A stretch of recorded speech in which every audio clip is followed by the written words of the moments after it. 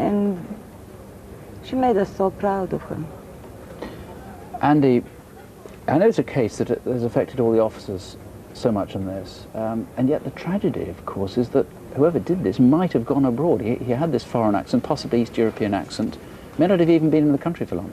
That's correct. I mean, we have to accept the possibility he may have gone abroad, but once the dust settled, we're feeling he may well have come back into the UK when he felt more comfortable to do so. And he is pretty, I mean, we use this word a lot on Crimewatch, but he really is distinctive. Very short, 5'2", 5'3", 5'4". Yeah, and even more distinctive, he's bald. The hair that he has left on the sides is black but greying. At the time of the offence, he was between 40 and 50 years of age, so we have to think 4 years on, 4.5 years on from that time. The motive appears to have been just to kill somebody, and it seems incredible that anybody could have got to that pitch without drawing attention to themselves before. Yes, we don't believe that someone could reach that level of offending without displaying the characteristics before. So who would have been able to spot that? I mean, as far as you know, he hasn't got a criminal record, because you haven't been able to find anything that fits that. But no, perhaps probation officers, immigration officials? Probation officers, immigration officials, police officers, or perhaps people who dealt with them in their professional capacity, psychiatrists, doctors, anyone from the medical profession. There may have been other victims, of course, obviously not other victims of murder, you'd know about that, but perhaps where he was interrupted, maybe interrupted before he even got to the stage he was reported to the police, because he was prowling around for some time. That's right. I mean, 20 minutes before the crime occurred, a local resident sees a man matching the description, following a schoolgirl to her door. Going back to February of the same year, the same man is seen again, follows a girl to her home address, tries to gain entry, and yet 2 days later returns to the same address. Fortunately, this time he was confronted by the girl's mother, made his excuses and left. So, anybody who saw that chase might not have realised, of course, that something terrible had happened, and they might themselves not have come forward. That's right. We'd like to hear from people who may have witnessed events back in May of 1997, who didn't put two and two together, but now think they may have something to offer. Please to contact us. OK, the police feel so strongly about this. They themselves have put up a huge reward, £20,000. Please, if he's come back into the country, please, if you knew about him 4.5 years ago, whatever you know, give us a call. Whatever your suspicions, too. 0500 600 600 or 020 8247 7821. Some positive progress now. 2 violent men convicted after calls to Crimewatch.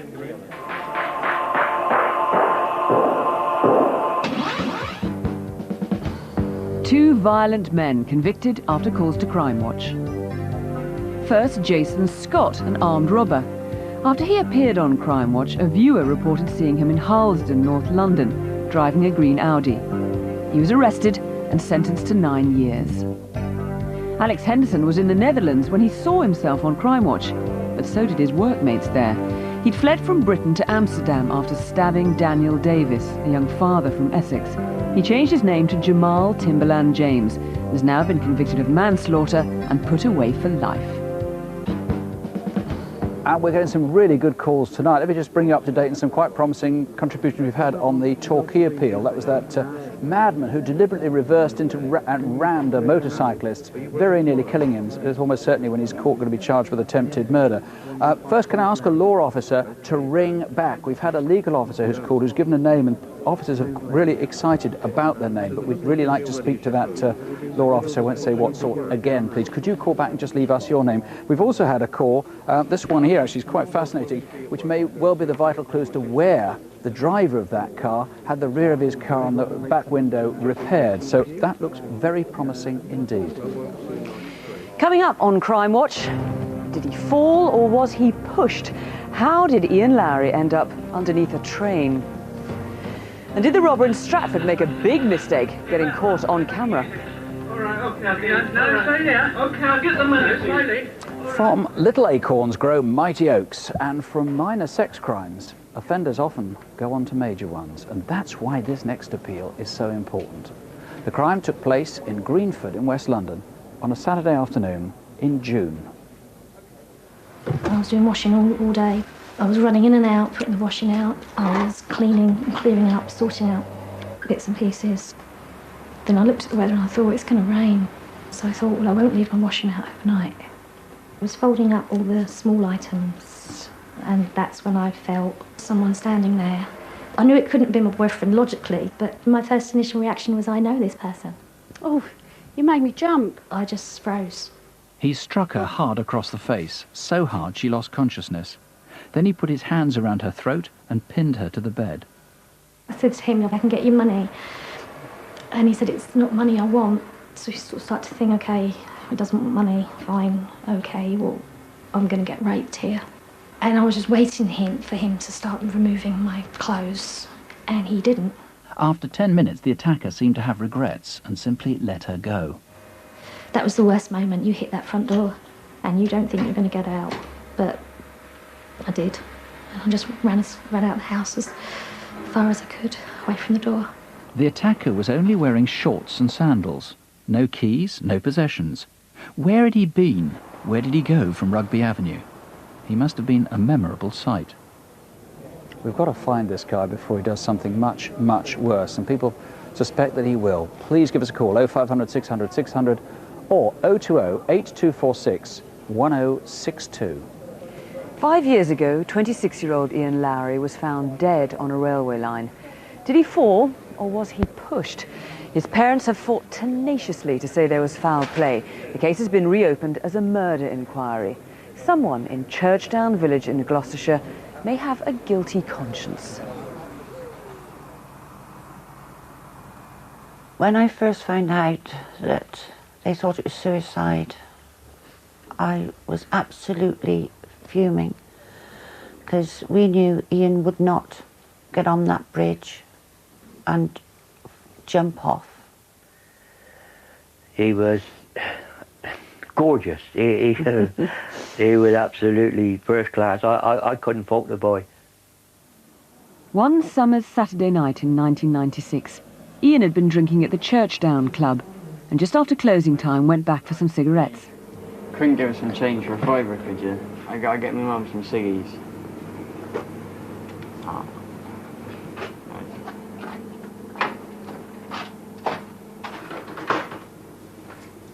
Cheers, Steve. Thanks for that. Appreciate it. He seemed happily drunk, not moody or aggressive. His wallet has never been recovered. About the same time, two men in white were seen chatting by Sugarloaf Bridge. Was it summer clothing, bowls or cricket outfit? And was it you?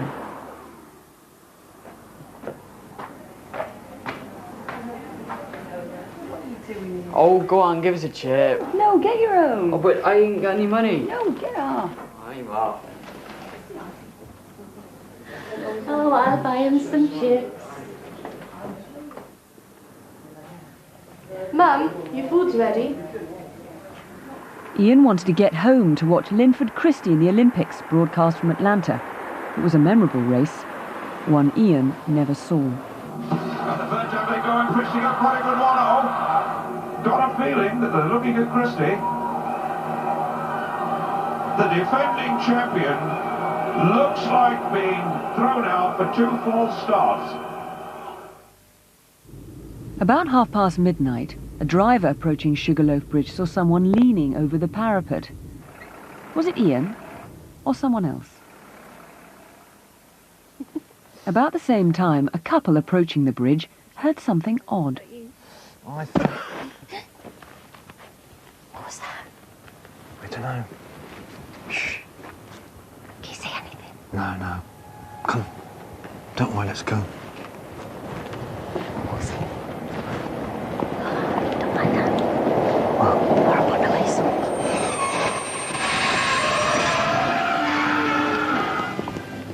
Look, this bloke's getting out of there now.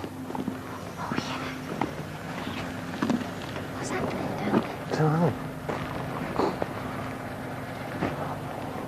Maybe he fell, or was he pushed? Or does someone know something more? So, John, the sound we heard at the end of the film there, that was of a train hitting Ian. Maybe he fell, maybe he was pushed off the bridge. Originally, the police thought this could have been suicide. Now you believe it's a murder inquiry. What's changed? Yes, the family asked us to look at all the circumstances surrounding his death. We did, and we believe with the items like his wallet and his black onyx ring missing, we thought it's correct to do a full investigation. The pictures that the police showed at the time were over the past 5 years, had Ian's hair colour as different from the picture we've got now. Yes, that's right. This is the first time it's ever been shown Ian as he actually looked like on that night. Obviously, we're concerned that witnesses may have seen things and not put two and two together. So we're saying he had blonde hair. That's what we'll just be clear about. He had blonde hair, yes, and all the photographs issued out has been black. It's been 5 years now. How can Crimewatch viewers help? I think we're still looking for new witnesses. It's a busy road that connects two main places. There's lots of dog walkers there, and I think still there is people who would have seen what happened. You've talked to, some 400 people who knew Ian? Yes, they all thought Ian is a beautiful, lovely boy. They all describe him as a well-mannered, humorous, and never violent. It's just possible, I suppose, just possible that this is a robbery that went horribly wrong. Yes, it is. So someone may not have actually realised, in fact, that Ian died. Yes, it's possible that it all went wrong on the night. OK, John, well, there's a reward of £5,000. Ian's parents fought for 5 years to get this case reopened as a murder inquiry, so help them tonight and bring this to a conclusion. 0500 600 600 or 01242 276 727. To Cardiff now, and to Tesco's in St Mellons. There's a path behind the supermarket, and on a Friday evening 2 weeks ago, a girl was heading home. A local detective, Jane Humphreys, takes up the story. The young girl, who was 14 years old, was walking through this park as a shortcut. She'd been visiting a friend in St Mellons and had to be home by 9 p.m. As she got to this point here, she saw the man walking towards the gate. She stopped in order to let him through. As she did so, he grabbed her by the arm, then dragged her by the hair into the wooded area. All the while he kept her in here, he stood over her while she sat on the ground, telling her not to look at him. Keep your head down. Her mobile phone kept ringing, and she knew it was her mum trying to get hold of her. She could tell it was her mum from the ringing tone. I wouldn't do that. Might regret it.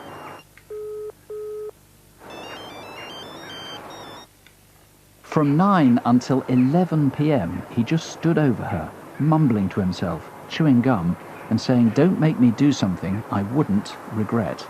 He was wearing a plain black baseball cap, black denim jeans, a black Helly Hansen waterproof jacket, and a chunky silver bracelet on his left wrist. After he'd kept her here against her will for over 2 hours, a dog came into the wooded area. The attacker believed possibly that somebody was with the dog. As a result, he ran off, leaving the young girl to make her escape. This is another guy who may go on to do something much, much worse. Please tell us who he is. Tell us all about him. 0500 600 600 or 02920 774 232. Last month's Crimewatch got some really encouraging developments, but some frustrations too.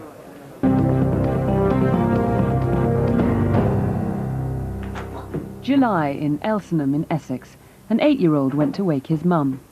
Hello, can I have the police? My mummy's dead. Someone's killed her and the door's knocked down. It's my mum. Please send the police. Julie Foster had been battered to death. As a result of things that have happened from the programme, I'm fairly confident that either Friday or Saturday I'll be able to make an arrest on this. In fact, 3 days after the programme, a man was charged with Julie's murder.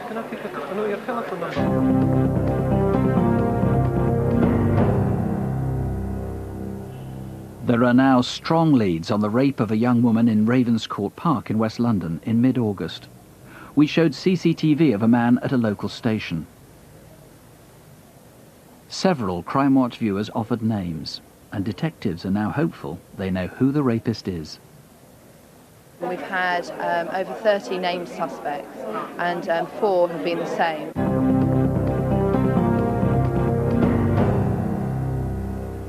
In contrast, this CCTV only attracted a few calls. Who is she? She was lighting a fire in Stamford Hill, North London, where there have been 9 arson attacks on the Jewish community.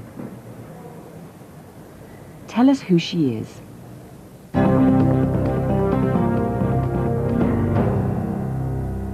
After a big response to Crimewatch, amazingly, Michael Lydon and Richard Dalton are still at large. Both had been sentenced to heavy prison terms, but were given bail and went on the run. People have been woken up in their beds by masked men in dark clothing shining torches into their faces. It's gone very well in terms of the number of calls that we've had. We've probably had in total over 100 calls. I would say that half a dozen of those calls were from people that clearly knew who Leiden and Dalton were and knew their current movements. 2 or 3 of them were anonymous, and those were the ones that we would have implored to come back and call us again. And your calls have also led to developments in the attack on a London bus. A passenger had his eye gouged out whilst trying to calm an aggressive young man who was part of a gang. 1 man's been charged and another arrested. Coming up, the little girl who drew a picture of the man who abducted her. And the builder, the surveyor and the security man who found themselves locked in a vault. Police! We're locked in the bank on Wheathampstead High Street. This is Afram Leshy. He's here tonight to appeal to find his cousin's killers. Meetat Leshy was in a shopping centre at lunchtime in Northampton when he was set upon by a group of men and murdered. He was stabbed once and it was fatal. Andy, first of all, just talk us through what exactly happened. This incident took place at about 1 o'clock in the afternoon on Saturday the 7th of July when Meetat and another Albanian male were coerced outside of the upper floor of the Grosvenor shopping centre in Northampton onto a pedestrian walk area. And once out there they were set upon by a group of between 6 and 8 other Albanian men. Quite a big fight took place during which both Meetat and his friend were stabbed. Meetat was stabbed once and he died later that day. This was, as far as Meetat's concerned, this was a completely unprovoked attack. That's right. We believe that the intended victim was the man he was with, and Meetat, in effect, was an innocent party. He's not someone who'd ever been in trouble with the police before. That's right. He'd got he'd never been in bother at all. He'd only been in the country a few months, and he'd just gone out to lend his friends some moral support. You've got pictures of 3 of the men you believe were there. You've got their names. Have you any idea where they are? We've spent a considerable amount of time looking for them in Northampton, and we're satisfied that they're not there any longer. They could be anywhere in the country, and they could be using different names and identities. And part of our appeal tonight is not only to the Albanian community, but to any other agencies that deal with the Albanians, to see if they've registered elsewhere in the country under different names. Okay. Now, Afram, you've come here tonight to make a special appeal on behalf of your cousin. There's a large Albanian community in Northampton. Maybe not all of them speak English particularly well, so you've got a statement in Albanian. Do you want to read it to us? Yeah. Vrasja e kushirit tim, Meetat Leshi në Northampton, ishte një... It's difficult, I know. Yeah.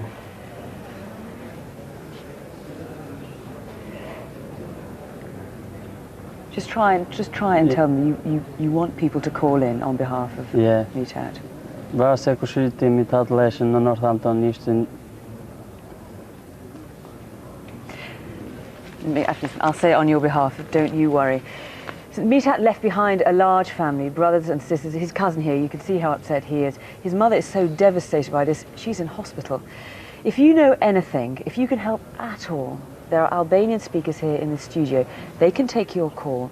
That's on 0500 600 600. Or there are also some back in the instant room. That's on 01 604 888 599. Please do help.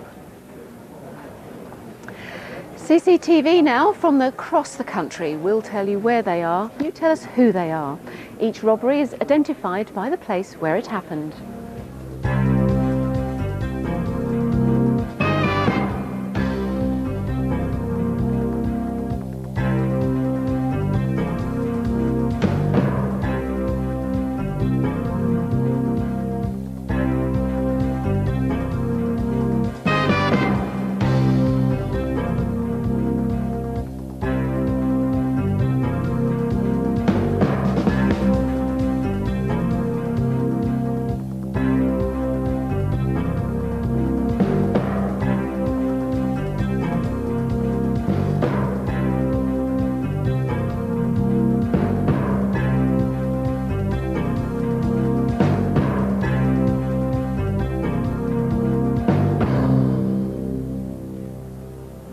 Oh 0500 600 600 if you know any of these faces. This chemist shop in Stratford, East London was the scene of a horrible attack on the pharmacist. This man held a knife to his throat and forced him to open the till. Turn your back. Here. Got your back. All right, it's here. All right. I'm not going to do nothing this time. Get away. All right. All right. I won't. That large kitchen knife had been hidden in a Sainsbury's bag. Do you recognise him? 0500 600 600, or you can call the incident room on 020 8217 5236. In the end, almost all murders are eventually solved, well over 90% in fact. After all, there's usually a motive, and that usually leads to a suspect. But what if there's no reasonable motive, just a senseless killing? A year ago, there was a ghastly stabbing in North London. Several boys were involved, and they may well have told many of their friends. Tonight, we hope just one of those friends, or perhaps a relative, will have just a bit of decency and tell us who they were. Hello, man. Hello.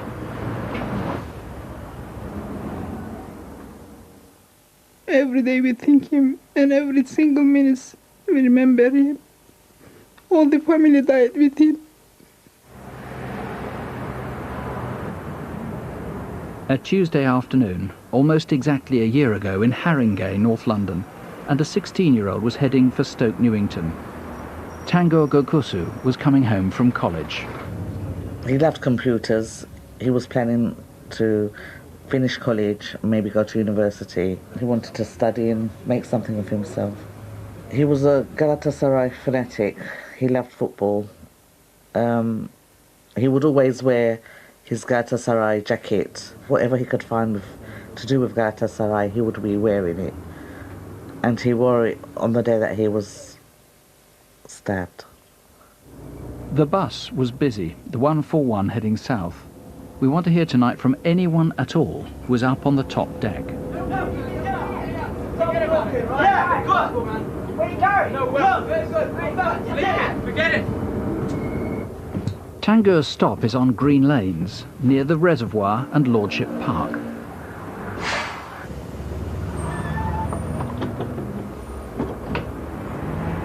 Oi, Tango! What are you doing? Coming back from college, innit? Excellent. Layers, yeah?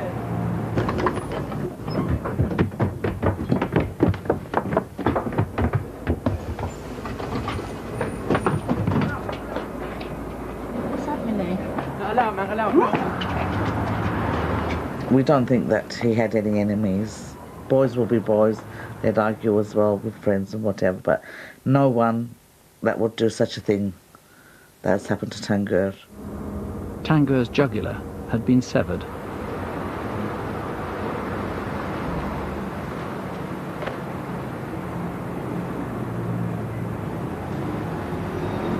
The boys ran away up Green Lanes towards Armwell Court Estate. They were in their teens and of Mediterranean appearance. Maybe they don't live there and were heading further south, but simply got off for the stabbing. We still do not know what the motive is. A year on, why he was killed. What was he killed for? We do not know. I remember Tango always, his voice, he's always talked to me. I missed him. Come on, let's solve this tonight. I'll bet you there are people watching now who know who did it. And we've some idea who was involved, but we need people to come forward. Did those three mean to kill him, or did they just mean to mark him? If any of those boys weren't actually involved in the stabbing, well, if they come forward, they certainly won't be charged with Tango's murder. Please, whatever you know, help resolve this. 0500 600 600 or 020 8358 1737. I don't think we've ever asked you to do this before. Identify a man from clues from a child's drawing.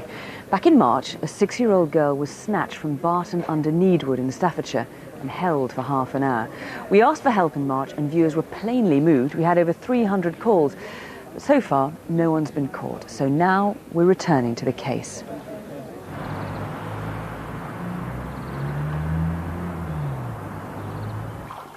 Our daughter had gone over to see a friend immediately across the road. She'd done all the right things. She told me where she was going. But 10 minutes later, her friend came to ask where she was.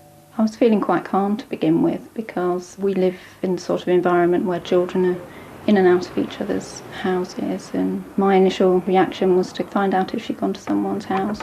That took me a good 10-15 minutes. So it wasn't until then that I seriously became worried. Somebody had told me that they had seen her talking to a man in a car, and I was obviously quite panicky by that stage, and I had just started to ring the police when she was brought back.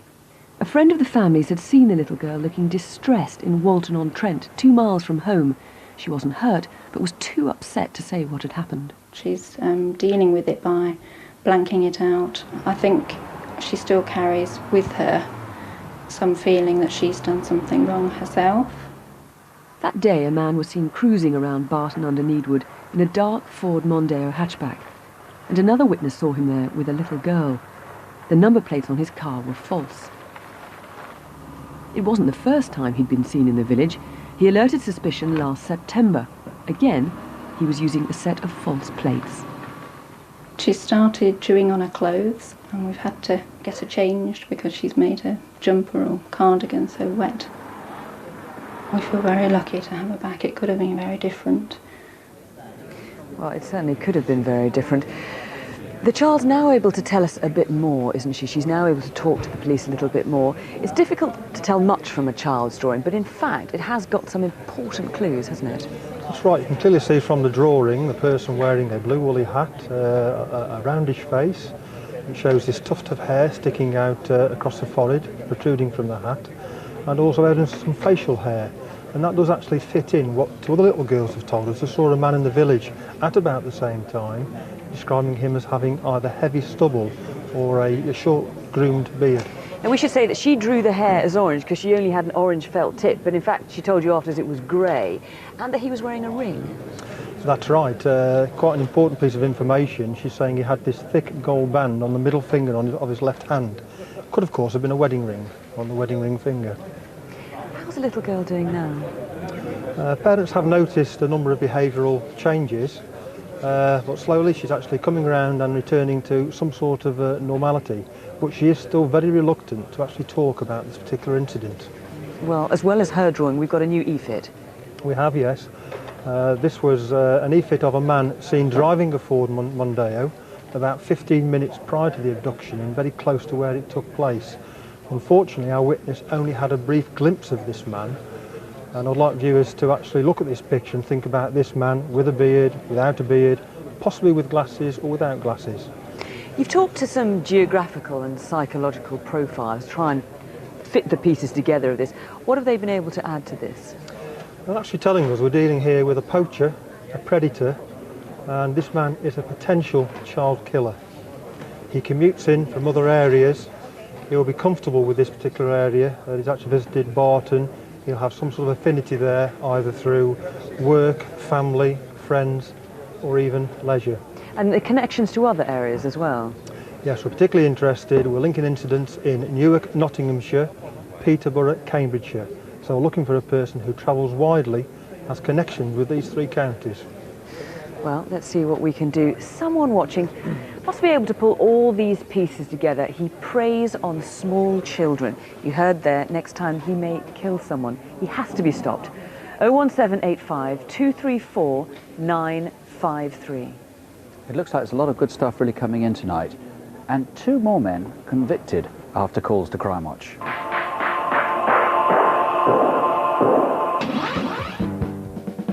Robin Woods had raped a 21-year-old Czech tourist. Regulars at his favourite nightclub recognised him on Crimewatch, and the next time he went there, plainclothes detectives were called. Robin Woods has been convicted of rape and is due to be sentenced later this month. These 2 posed as prospective buyers of a high-performance car, but they paid with a dodgy banker's draft. The owner caught the deal on camera, and several viewers named them as brothers Aimer and Ajmal Nazir. They've pleaded guilty, and they're due to be sentenced later on this month. As promised, let's have another look at some of those faces from earlier. 0500 600 600.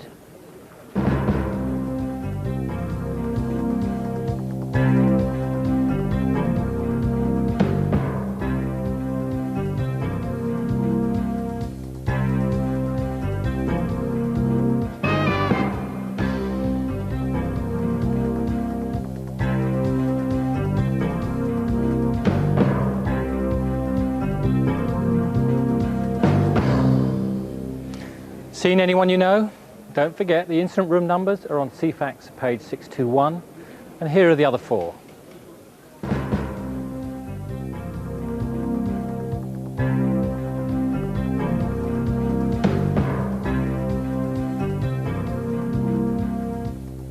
Most crime is opportunist. Car break-ins, burglaries, pub brawls, all that sort of thing. But then there are the hardcore, those that plan its robberies meticulously. There was one in Hertfordshire in June, but the gang's best planning hadn't factored in the unexpected. Hi, John. This is the surveyor as we arranged. Hello there. I won't be a sec. Just giving the machine a bit of a clean. Well, I'm a carpenter. The surveyor had asked us to meet at the branch at 10:30 to look at changing the original banking hall back to 2 banks and a shop. We all met up and had a chat, asked the security man to let us into the branch. The old bank at Wheathampstead had been closed for 2 years, but the cash point had been kept on as a local service. Yeah, well, this banking hall's going to need an awful lot of work. Yeah, it'd be nice when it's done, though. What's happened over there? What are you doing here? Just do what we say and no one will get hurt. You know why we're here, so get down on the floor now. The gunmen were obviously startled by their unexpected visitors, but how they got into the building isn't known. One of the men was described as having a disfigured eye, which he seemed quite keen to hide. So what are you doing here? What's your name? Neil, I'm a builder. We're just here to look at some building work that needs doing, all right? Who else is coming here? Is anyone else coming? George, get these 2 out of here. Oi, you 2, up. You, get up! We had messed their day up. Their day was supposed to be wait there until the security guard came and rob the bank.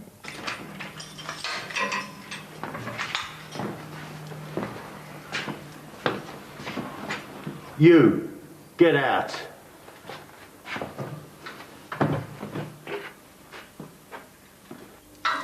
What time did they get here? The security man was held at gunpoint for an hour, How many of them will there be? and they questioned him repeatedly about the procedures for the cash delivery.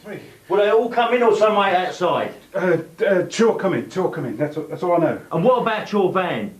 They'll see your van outside. Will they get suspicious? No. They'll just think I'm showing someone around. Probably. Ah, John's here. When they get here, you better do as we say, or I swear, I'll blow your spine out.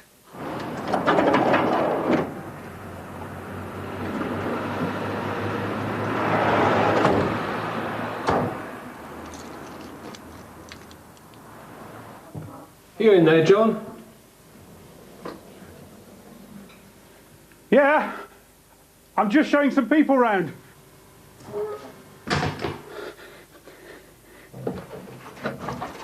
Right, that's the last one then.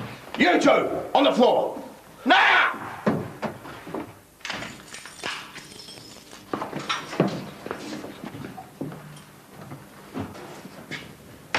Won't be long now, lads. Police will be here soon.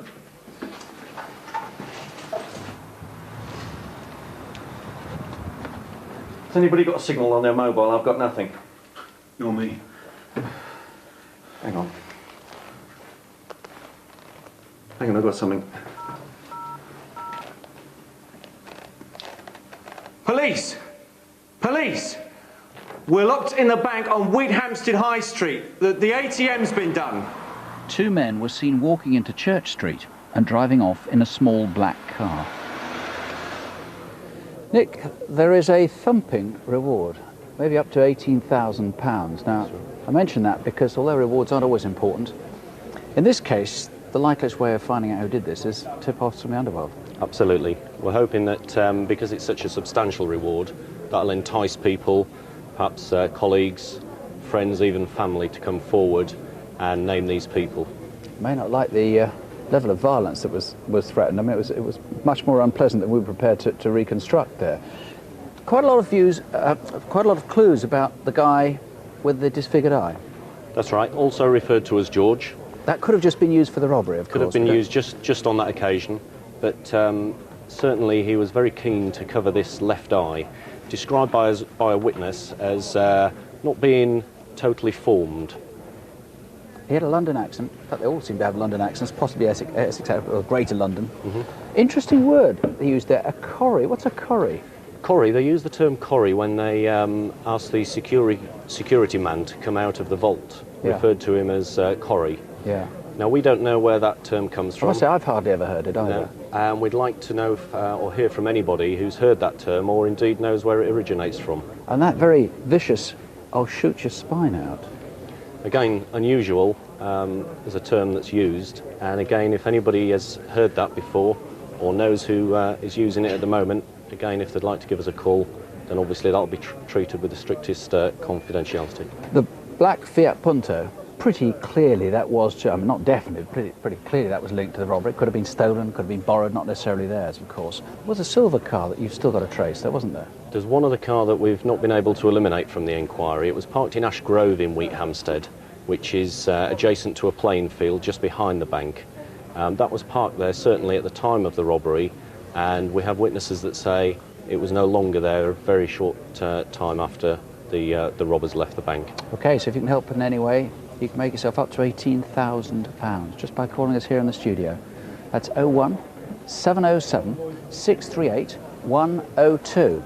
Or, and particularly important this if you're really keen on that reward, you really think you've got important information, you really need to call during ordinary office hours. But if you call Crime Stoppers, you can call anonymously. There's a whole procedure there for getting rewards, even though you don't have to give your name. 0800 555 111. Well, I must tell you, we've had some very encouraging information this evening. Remember the assault on a couple in Kidbrooke Station car park in southeast London? We've had two calls saying that the T-shirt one of the suspect was wearing is only available to staff of a sports retailer called JD Sports. If that's true, that's an excellent clue. One of the witnesses has come forward. You've had 10 names there. The Salford sexual assault, very nasty assault by the canal. 2 police officers, 1 prison officer have rung in with names. We've also had one very detailed call with some very promising information and a name. I don't want to give too much away, but that's certainly one that the are going to be following up. I've just got a really interesting call here. It's about the murder of Katerina Canavas, the little girl who was murdered 4.5 years ago in West London. And I said at the time we did the appeal, it's caused so much emotion up down the country. We've had somebody, an individual, who's offered a £5,000 reward, just himself. We can get any further on that one. And indeed we might well be. We've had 7 names put into the inquiry, all of which are new, one of which looks really quite interesting. We've had 3 names on the man in their red shorts in green from an extraordinary sex attack. And on the Torquay hit and run, which is really more of an attempted murder on the motorcyclist. So far, 8 names, and one of those looks particularly interesting. There's some very encouraging information. We'll have more news with Crimewatch Update. That's in 35 minutes. And if you're having an early night, well, as always we say this, but we really mean it, don't have nightmares, do sleep well. Good night. Good night.